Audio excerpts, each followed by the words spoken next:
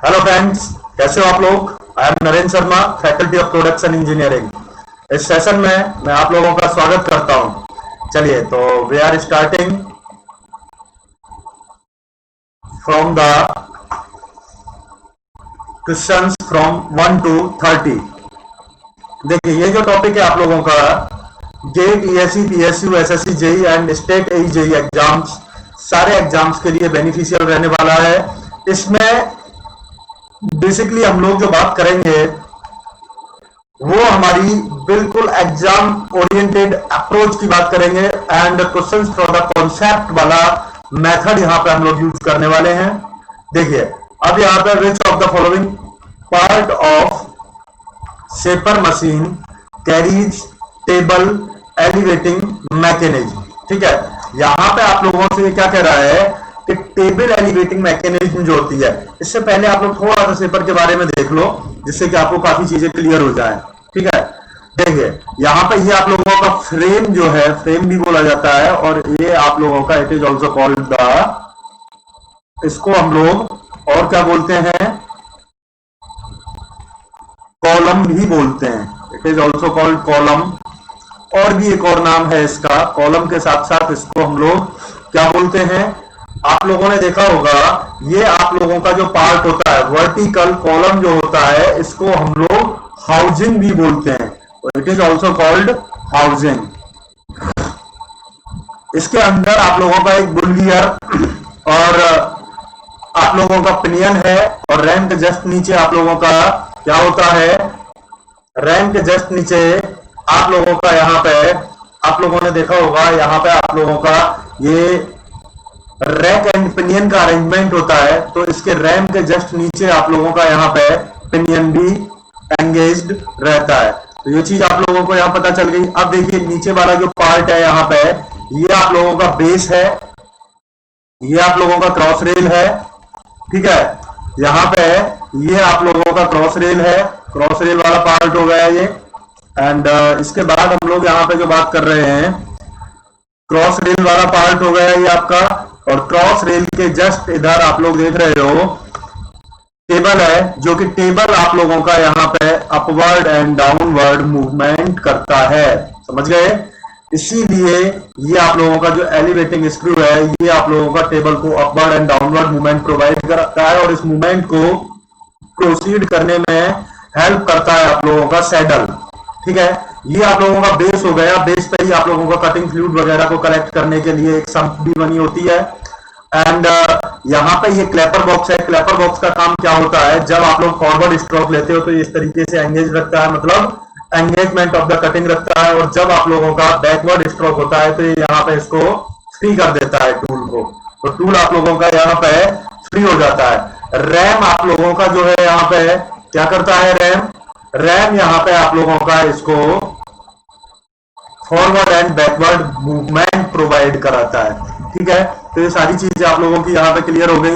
ये tool slide या tool box भी बोला जाता है। टूल पोस्ट में आपका टूल एंगेज किया जाता है, टेबल के ऊपर वर्कपीस को होल्ड करते हैं। छोटी मोटी चीजें हैं जो सीख गए हो, आगे और भी बातें आएंगी तो डिस्कस कर ली जाएंगी। विच of the following part of shaper machine carries table elevating mechanism.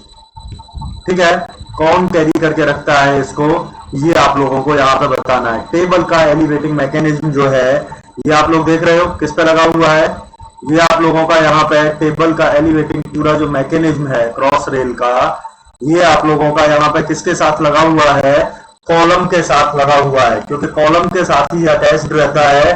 तो ये बात आप लोग जान लीजिए, यहाँ पे आपका column is the correct answer, B option यहाँ पे करेक्ट है। नेक्स्ट देखिए, which of the following part of shaper machine carriage vertical guideways mechanism. ठीक है, वर्टिकल गाइडवेज जो है, ये आप लोगों का यहाँ पे ये जो क्रॉस रेल है, ये आप लोगों का वर्टिकल गाइडवेज भी बोला जाता है। और ये किसके साथ में कंसिस्ट है, यहाँ पे ये आप लोगों का यहाँ पे जो कॉलम है, कॉलम के साथ में ही ये कंसिस्टेंट रहता है। तो समझ गए? तो वर्टिकल गाइडवेज जो है, यहाँ पे क्रॉस रेल और वर्टिकल गाइडवेज तो दोनों एक ही बात है, लेकिन यहाँ पे समझना क्या है, शेपर कैरीज किस पे कैरी करके ये रखता है? कैरीज वर्टिकल गाइडवेज, वर्टिकल गाइडवेज को कैरी करके कौन रखता है? तो इसका भी आंसर आपका कॉलम है। चीजों की बारीकियों को समझना है, बहुत से धूर्त हैं यहाँ पे यूट्यूब पे है जो कि उल्टी सीधी चीजें बताते रहते हैं, तो इस तरीके की बातों में नहीं आना है, चीजों को फैक्चुअल तरीके से समझिए। देखिए, which of the following part of shaper machine hold and support the work piece. यहाँ पे आप लोगों का शेपर मशीन में वर्क पीस को कौन सा पार्ट आप लोगों का सपोर्ट करता है? ये अभी हम लोगों ने बात की थी, टेबल पे हम लोगों का वर्क पीस जो है वो होल्ड किया जाता है। तो यहाँ पे टेबल जो है ये आप लोगों का करेक्ट आंसर होगा। नेक्स्ट देखिए, which of the following part of shaper machine carries tool head. यहाँ पे आप लोगों का जो शेपर मशीन है इसमें टूल हेड को कौन कैरी करके रखता है? तो देखिए आप लोग, यहाँ पे आप लोगों ने देखा ये रैम जो है, रैम के साथ ही तो ये टूल का हेड, ये टूल स्लाइड कह लो, ये आप लोगों का यहाँ पे रैम के साथ ही तो कनेक्टेड है। रैम नहीं होता तो क्या ये हवा में तैरता? नहीं। तो यहाँ पे रैम जो है ये आप लोगों का इसको होल्ड करने के लिए यूज होता है। That means C option is the correct. Which of the following part of shaper provides, यहाँ पे आप लोगों का जो शेपर का पार्ट है, which of the following part of shaper provides straight line motion of tool. यहाँ पे आप लोगों का कौन सा पार्ट आप लोगों के शेपर का स्ट्रेट लाइन मोशन प्रोवाइड कराता है? ये चीज देखना है। Which of the following part of shaper provides straight line motion of the tool. तो स्ट्रेट लाइन मोशन आप लोगों का शेपर को यहाँ पे कौन प्रोवाइड कराता है ये देखना है, ठीक है। कौन सा पार्ट शेपर का स्ट्रेट लाइन मोशन प्रोवाइड कराता है? आप लोगों को पता होगा टूल को स्ट्रेट लाइन मोशन कौन प्रोवाइड कराएगा? टूल पोस्ट पर टूल होल्ड रहता है और रैम आप लोगों का फॉरवर्ड और बैकवर्ड मूव करता है। दैट मींस यहाँ पे आप लोगों का रैम आंसर होगा। अरे देख रहे थे ना, यहाँ पे इस तरीके से आप लोगों का ये जो रैम लगा हुआ था, ये कॉलम है आप लोगों का, यहाँ पे या हाउसिंग भी बोल सकते हो, ये बेस हो गया, ठीक है। यहाँ पे आप लोगों का ये वाला जो पार्ट है ये क्रॉस स्लाइड वाला पार्ट हो गया, क्रॉस रेल वाला, सॉरी। यहाँ पे आप लोगों का मैं ऐसे ही टूल को लगा देता हूँ, ये क्लैपर बॉक्स हो गया। तो रैम आप लोगों का यहाँ पे इस टूल को स्ट्रेट लाइन मोशन, रैम का जो मूवमेंट है ये प्रोवाइड करा रहा है। रैम मूवमेंट यहाँ पे जो हो रहा है ये आप लोगों को यहाँ पे स्ट्रेट लाइन मोशन प्रोवाइड कराता है, किसको? आपके टूल को। That means C option is the correct. Which of the following part of shaper is used to hold the tool. आप लोगों के शेपर का कौन सा पार्ट है जो टूल को होल्ड करने के लिए यहाँ पे यूज होता है? पहला cross rail, tool head, ram, vice. Which of the following part of shaper is used to hold the tool, ठीक है। शेपर का कौन सा पार्ट है यहाँ पे जो कि आप लोगों का यहाँ पे टूल को होल्ड करने के लिए यूज होता है? Cross rail, tool head, ram, wise, ठीक है। ये शेपर है, शेप नहीं है, जो कि आपके यहाँ पे टूल को होल्ड द टूल, टूल को होल्ड करने के लिए यूज होता है। टूल को होल्ड करने के लिए आप लोगों ने यहाँ पे देखा था किसका यूज हो रहा था? ये मैंने टूल स्लाइड या टूल पोस्ट जो आप लोगों का यहाँ पे है, इसमें बेसिकली टूल आप लोगों का होल्ड होता है, समझ गए। तो यहाँ पे करेक्ट आंसर आप लोगों को बताने में देर नहीं लगनी चाहिए। That means tool head is the correct answer. Next देखिए, which of the following can be used as job holding device in shaping machine. इनमें से आप लोगों का कौन सा यहाँ पे शेपिंग मशीन में जॉब होल्डिंग डिवाइस आप लोगों का बोला जाता है? Which of the following can be used as job holding device in shaping machine. Job को होल्ड, जॉब मतलब आप लोगों का वर्क पीस, टेबल पे वर्क पीस को होल्ड करने के लिए आप लोगों का वाइस का यूज होता है। दैट मीन्स वाइस जो है ये आप लोगों का एक तरीके से वर्क पीस होल्डिंग डिवाइस भी बोला जाता है, क्योंकि टेबल पे आप लोगों का यूज होता है। Which of the following shaper machine cuts in return stock? आप लोगों का यहाँ पे कौन सा वाला जो मशीन है? वैसे आप लोगों का देखो वर्टिकल शेपर की जो बात कर रहा है, वर्टिकल जो है यहाँ पे ये मान के चलिए आप लोगों का वर्क पीस है, रैम बना देते हैं बस, और ये टूल है आप लोगों का, ये यहाँ पे रैम है, ये आप लोगों का अपवर्ड एंड डाउनवर्ड यहाँ पे मूवमेंट कर रहा है, ठीक है। Upward and downward movement of the tool, यहाँ पे जो टूल का अपवर्ड एंड डाउनवर्ड जो मूवमेंट है वो आप लोगों का वर्टिकल में मिल रहा है। यहाँ पे आप लोगों का ये क्या रिमूव हो रहा है? एक्सेस मटेरियल रिमूव हो रहा है, और इस एक्सेस मटेरियल को रिमूव करने के लिए आपका टूल यहाँ पे ये काम कर रहा है। दैट मीन्स आप लोगों का यहाँ पे वर्टिकल में भी एक तरीके से फॉरवर्ड मूवमेंट में ही हो रहा है, रिटर्न स्ट्रोक ऊपर जाने में नहीं होता, यानी कि डाउनवर्ड स्ट्रोक और फॉरवर्ड लगभग सेम थिंग हो गई। Upward and backward stroke is the same thing, यानी कि रिटर्न स्ट्रोक की बात कर रहा हूं। तो यहाँ पे देखिए वर्टिकल सेपर नहीं होगा आपका, हॉरिजॉन्टल सेपर तो आपने देखा ही है, उसमें तो फॉरवर्ड स्ट्रोक में ही कट होता है। यूनिवर्सल सेपर में भी नहीं होता, क्योंकि ये इनमें बस थोड़ा सा चेंज किया जाता है, टेबल टूबल में आपकी में चेंज किया जाता है, थोड़ा सा रैम के मूवमेंट में चेंज किया जाता है, ठीक है, टिल्ट वगैरह किया जाता है, बाकी और कोई अंतर नहीं किया जाता टेबल वगैरह में, समझ रहे, टिल्ट या राउंड टेबल इस तरीके के फिनोमेना किए जाते हैं। तो ये जो ड्रॉ कट सेपर है, इसमें आप लोगों का रिटर्न स्ट्रोक में भी मटेरियल रिमूव होता है।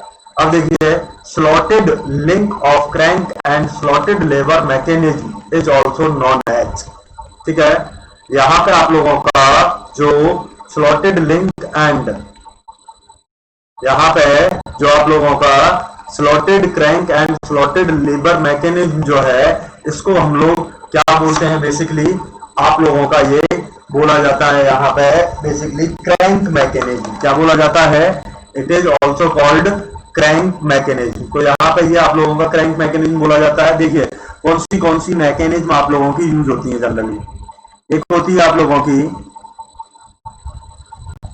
गियर्ड लीवर मैकेनिज्म, समझ के यहाँ पे लीवर आंसर लगा देते हैं बहुत से लोग, तो ध्यान रखिएगा।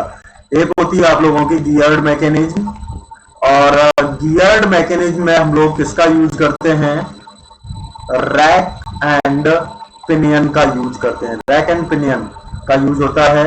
गियर्ड मैकेनिज्म के बाद में नेक्स्ट यहाँ पे हम लोग जो बात करते हैं वो देखिए गियर्ड मैकेनिज्म हो गया, इसमें रैक एंड पिनियन का यूज हो गया आप लोगों का। नेक्स्ट जो है वो आप लोग देखिए यहाँ पे क्रैंक मैकेनिज्म होता है।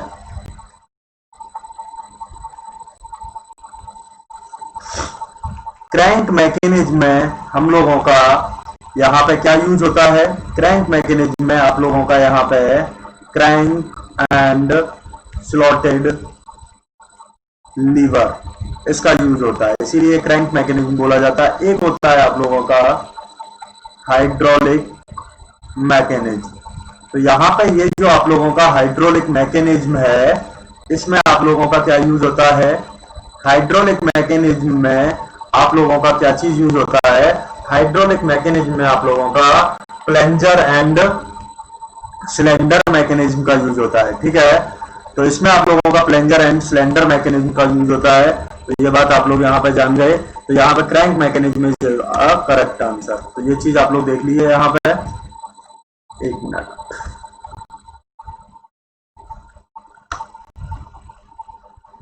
ये चीज आप लोगों ने यहाँ पे देख लिया। तो यहाँ पे आप लोगों का ये क्या होता है यूज? इसमें प्लंजर का यूज होता है, प्लंजर एंड सिलेंडर का यूज होता है, ये बात जान लीजिए। Plunger and cylinder is use, ठीक है, हाइड्रोलिक मैकेनिज्म में। अब देखिए यहाँ पे 10th क्वेश्चन आपका क्या कह रहा है? Slotted link of crank and slotted link mechanism is pivoted to. ये किसके द्वारा आप लोगों का पिवोट किया जाता है? देखिए एक यहाँ पे अपना डायग्राम बनाए थे अभी हम, ये वाला, इसमें आप लोगों का यहाँ पे बुल गियर लगा है। ये कॉलम है, इसके साथ यहाँ पे बुल गियर मान लो। यहाँ पे आप लोगों ने देखा तो ये आप लोगों का यहाँ पे एक लीवर है।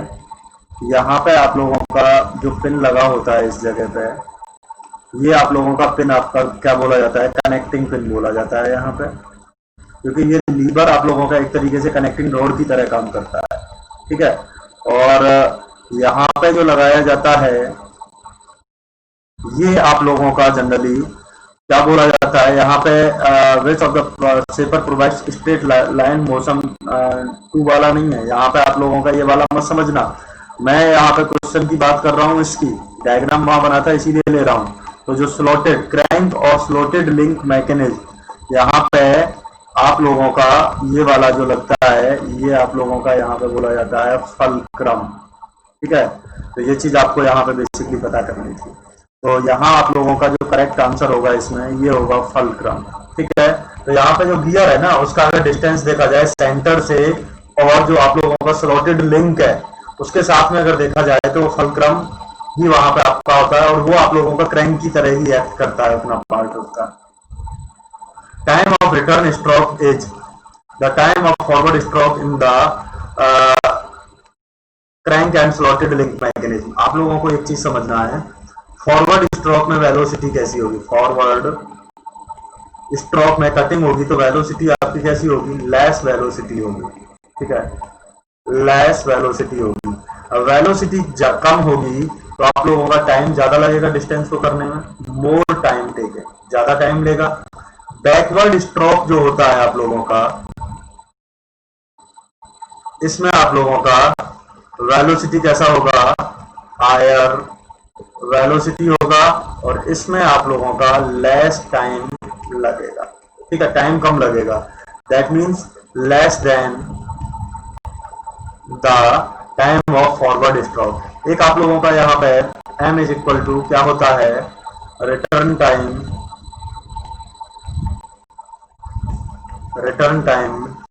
To cutting time ratio. ये आप लोगों का कटिंग टाइम रेशियो, ये आप लोगों का जो m है ये ऑलवेज लेस देन 1 होता है, 1 से कम होता है, समझ गए। और कभी कभी return velocity to cutting velocity की बात करता है तो वो आप लोगों का यहाँ पे कैसा हो जाता है, यहाँ पे अलग आता है, क्योंकि वो ग्रेटर देन 1 हो जाता है। तो ये बात ध्यान रखिएगा, वो आप लोगों का बेसिकली हम m डैश से डिनोट करते हैं। तो ये हमारा है m डैश, यहाँ पे जो है ये है ratio return velocity to cutting velocity ratio. ठीक है, तो कटिंग वेलोसिटी आप लोगों का फॉरवर्ड स्ट्रोक में है, वो आप लोगों का कम टाइम ले रहा है, और रिटर्न जो है वो आप लोगों का हायर वेलोसिटी है इसीलिए कम टाइम ले रहा है। तो ज्यादा में कम से डिवाइड करते हैं तो वैल्यू आप लोगों का 1 से ज्यादा आएगा। नेक्स्ट देखिए, in crank and slotted link mechanism. ठीक है, यहाँ पे क्या कह रहा है, ये crank and slotted link mechanism cutting angle is 220 degree, what should be the return stroke angle. बहुत सिंपल सा है, यहाँ पे ये रिटर्न स्ट्रोक का जो फॉर्मूला होता है ये होता है आप लोगों का 360 माइनस बीटा। ठीक है, बीटा आप लोगों का यहाँ पे कितना दिया हुआ है, बीटा जो है ये आप लोगों का यहाँ पे दिया है 220 डिग्री। तो अल्फा आप लोगों का क्या हो जाएगा, रिटर्न स्ट्रोक एंगल जो है यहाँ पे 360 माइनस 220, तो अल्फा का वैल्यू 140 आएगा, यानी कि C option is the correct, C यहाँ पे करेक्ट ऑप्शन है। अब देखिए, cutting of material during slotting operation takes place in. Slotting operation में आप लोगों का मैंने बताया था, स्लॉटर जो होता है लाइक अ वर्टिकल शेपर। तो वर्टिकल शेपर में आप लोगों ने अभी यहाँ पे क्या देखा था, जो आप लोगों का कटिंग हो रहा है ये डाउनवर्ड स्ट्रोक में हो रहा है। डाउनवर्ड स्ट्रोक जो है वो फॉरवर्ड स्ट्रोक की तरह होता है, ये बात मैंने बताया था आपको। तो दैट मीन्स यहाँ पे इतना जल्दी आ गए हम 18 पे, अच्छा 12 के बाद ये गलत प्रिंट हो गया होगा। तो forward stroke is the correct answer, यहाँ पे ए ऑप्शन आप लोगों का करेक्ट है। 19वां देखिए, which of the following part of slotting machine supports all of the other parts of the machine. ठीक है, यहाँ पे कह रहा है कि पूरी मशीन के सारे पार्ट्स को सपोर्ट कौन करता है। आप लोगों को ये बात पता चल गई, सभी पार्ट्स को सपोर्ट करता है आप लोगों का यहाँ पे base. Base is used to support all the parts of shaper slotter machine. Cutting of material during shaping operation takes place in. ठीक है, यहाँ पे cutting of material during shaping operation की जो बात हो रही है, इसमें देखिए आप लोग, तो जो आप लोगों का cutting of material during shaping operation takes place in forward stroke, backward stroke, both forward and backward stroke, इसकी बात होगी। तो इसमें आप लोगों का जो है यहाँ पे शेपिंग ऑपरेशन की बात कर रहा है, कटिंग मटेरियल को रिमूव करने के लिए। तो यहाँ पे भी आप लोगों का क्या होगा, forward stroke is the correct answer. ठीक है, क्योंकि आप लोगों ने देखा था हॉरिजॉन्टल शेपर था, उसमें भी आपका फॉरवर्ड स्ट्रोक में ही मटेरियल रिमूव हो रहा है, बैकवर्ड वाला फ्री होता है। ऐसे ही यहाँ पे आप लोगों ने देखा, ये स्लॉटर की जो बात हो रही थी, इसमें आपका अपवर्ड जो होता है वो फ्री होता है। सॉरी, अब देखिए, which of the following act as housing for an operating mechanism in slotting machine, ये तो तुरंत बता दोगे। Column is also called housing, थोड़ी देर पहले ही दिखाया था आप लोगों को। अब देखिए, which of the following part of slotting machine carries table elevating mechanism, table का जो एलिवेटिंग, ये दोबारा आ गया क्वेश्चन, दैट मीन्स आपका column is the correct answer. Which of the following part of slotting machine carries vertical guide wage mechanism? Slotting machine में आप लोगों का vertical guide wage को, अच्छा इस slotting में था, कॉलम में, इसमें भी कॉलम ही होता है, यहाँ पे भी आप लोगों का जो vertical guide wage mechanism है, इसको कौन यहाँ पे आप लोगों का कैरी करके रखता है, इसमें भी आप लोगों का कॉलम के साथ में ये अटैच्ड रहते हैं, स्लॉटिंग में भी। Which of the following part of the slotting machine hold and support the workpiece? यहाँ पे भी आप लोगों का बेस ही करता है इन सारे कामों को, यही सारी चीजों को सपोर्ट करके रखता है। ओफो, hold and support the workpiece, base नहीं, टेबल है, टेबल टेबल टेबल, बेस नहीं। यहाँ पे वर्कपीस की कर रहा है, मैंने सोचा कि स्लॉटिंग के सारे जो पार्ट्स हैं उनको कौन सपोर्ट करता है, वो तो बेस करता है स्लॉटिंग में, लेकिन वर्कपीस को सपोर्ट टेबल ही करता है। That means D is the correct answer. Which of the following part of slotting machine carries tool head? यहाँ पे आप लोगों का स्लॉटिंग मशीन का कौन सा पार्ट है जो कि टूल हेड को कैरी करके रखता है, तो यहाँ पे भी आप लोगों का RAM is the correct answer.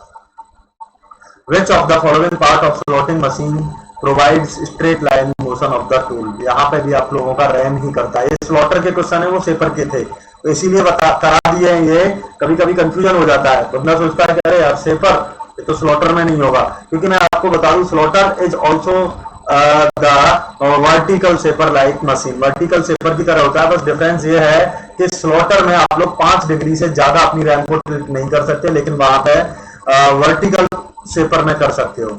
Which of the following part of slotting machine is used to hold the tool? Tool को होल्ड करने के लिए कौन सा पार्ट यूज होता है, ये बताना है। टूल को होल्ड टूल पोस्ट करता है।